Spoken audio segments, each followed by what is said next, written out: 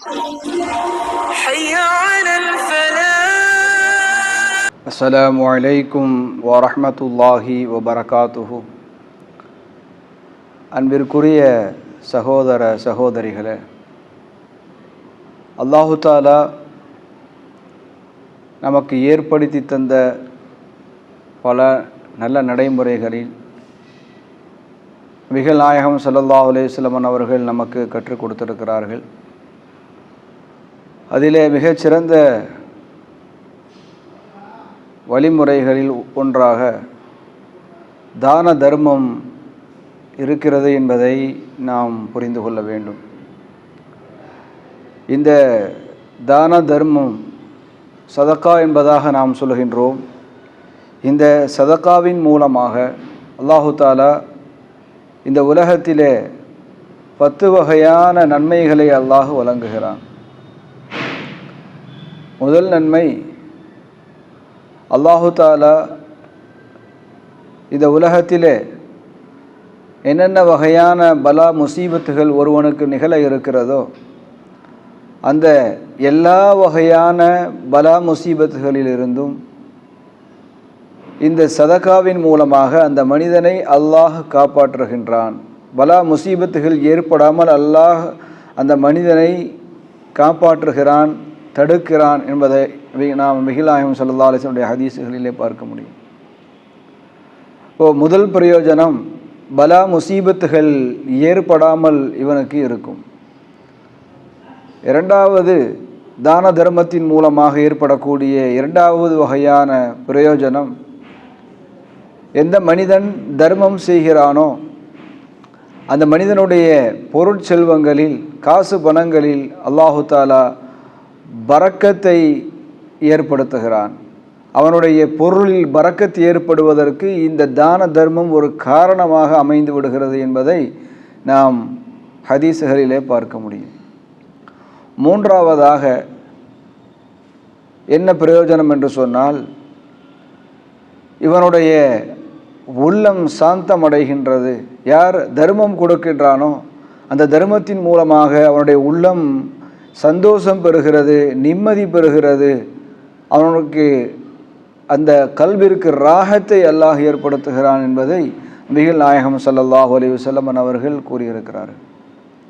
அடுத்து நான்காவதாக என்ன பிரயோஜனம் என்று சொன்னால், அவனுடைய காசு பணங்களில், அவனுடைய பொருட்செல்வங்களில் அல்லாஹு தாலா பரிசுத்தத்தை ஏற்படுத்துகிறான். தானம் தர்மம் செய்யாமல் ஒரு மனிதன் சேர்த்து வைத்து கொண்டிருக்கிறான் என்று சொன்னால், ஜகாத் சதக்கா கொடுக்காமல் ஒரு மனிதன் பொருட்களை சேர்த்து வைத்து கொண்டிருக்கிறான் என்று சொன்னால், அது பரிசுத்தம் அடையாமல் அது அழுக்கடைந்து அது அழியக்கூடியதாக ஆகிவிடும், அழிவுக்குள்ளாகிவிடும். ஆனால் எந்த மனிதன் தன்னுடைய பொருட்செல்வங்களிலிருந்து தான தர்மத்தை வழங்குகிறானோ அப்பொழுது அல்லாஹு தாலா அதில் அசுத்தங்களை நீக்கி அதை பரிபூர்ணமாக சுத்தப்படுத்தி வைக்கின்றான், அதை பாதுகாத்து வைக்கிறான் என்பதை நாம் ஹதீஸுகளிலே பார்க்க முடியும்.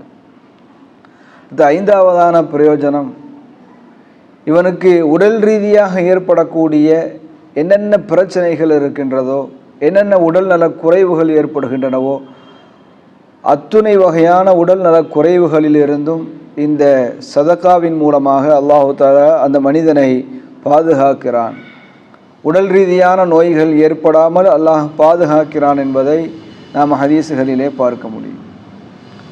ஆறாவதான பிரயோஜனம், ஆறாவது என்ன பிரயோஜனம் என்று சொன்னால், உள்ளம் சார்ந்த நோய்கள், மனக்கவலை, மன அழுத்தம், இன்னும் என்னென்ன வகையான உள்ளம் சார்ந்த பிரச்சனைகள் ஏற்படுமோ, நோய்கள் ஏற்படுமோ, அத்தகைய உள்ளம் சார்ந்த அனைத்து வகையான நோய்களிலிருந்தும் இந்த மனிதனை அல்லாஹ் பாதுகாக்கின்றான் இந்த சதகாவின் மூலமாக. இது ஏழாவதாக என்ன பிரயோஜனம் என்று சொன்னால், என்னென்ன பயங்கள் ஏற்படுமோ, ஒரு மனிதனுக்கு என்னென்ன வகையான பயந்த சூழ்நிலைகள், பயமான ஒரு சூழ்நிலைகள் ஏற்படுமோ அத்தகைய எல்லா வகையான பயந்த ஒரு சூழ்நிலைகளிலிருந்தும், பயமிக்க சூழ்நிலைகளிலிருந்தும் அல்லாஹு தஆலா இந்த மனிதனை சதகாவின் மூலமாக அல்லாஹ் பாதுகாக்கின்றான். எட்டாவதாக என்ன பிரயோஜனம் என்று சொன்னால், அல்லாஹு தஆலா இந்த மனிதனை நன்மையின் பக்கமாக அல்லாஹ் நெருக்கி வைக்கின்றான். யார் தான தர்மம் வழங்கக்கூடிய ஒரு நல்ல பழக்கத்தை கடைபிடித்து கொள்கிறார்களோ, ஜகாத் சதக்காக்களை சரியான முறையில் வழங்கக்கூடியவர்களாக ஆகிவிடுகிறார்களோ, தான தர்மங்களை தன்னால் முடிந்த அளவு கொடுக்கக்கூடிய பழக்கம் உடையவர்களாக இருக்கிறார்களோ, அல்லாஹ் இவர்களை நன்மையின்பால் சேர்த்து விடுவான். நன்மையான காரியங்களின்பால் அல்லாஹ் அவர்களை நெருக்கி வைப்பான். தீய காரியங்களிலிருந்து அல்லாஹ் அவர்களை பாதுகாப்பான் என்பதை நாம் ஹதீஸுகளில் பார்க்க முடியும். அடுத்து 9வது பிரயோஜனம் என்னவென்று சொன்னால், 2 மலக்குகளை அல்லாஹ் இந்த மனிதருக்காக துஆ செய்ய ஏற்படுத்துகின்றான்.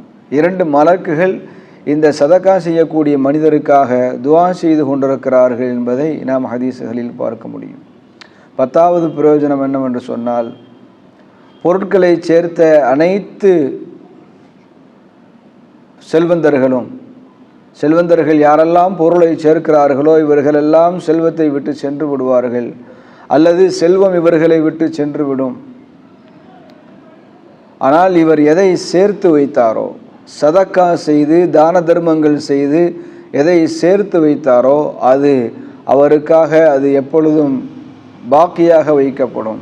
நாளை மறுமையில் அவருக்கு அது பாக்கியாக இருக்கும். இந்த உலகத்திலே அவருக்காக செலவு செய்த அனைத்தும் இந்த உலகத்தோடு முடிந்துவிடும். ஆனால் இவர் எதை தர்மமாக செலவு செய்தாரோ அது இவருக்கு ஒரு சேமிப்பாக இருக்கும் என்பதை நாம் ஹதீஸுகளில் பார்க்க முடியும். அடுத்து இந்த சதகாவின் மூலமாக ஆகிரத்திலே மறுமையிலே என்னென்ன வகையான பிரயோஜனங்கள் உருவாகின்றது என்று சொன்னால் 5 வகையான பிரயோஜனங்கள் இந்த சதகாவின் மூலமாக உருவாகின்றது. முதலாவது, அல்லாஹ்விடத்திலே இந்த சதக்கா இந்த மனிதனுக்கு ஒரு ஆதாரமாக அமையும்.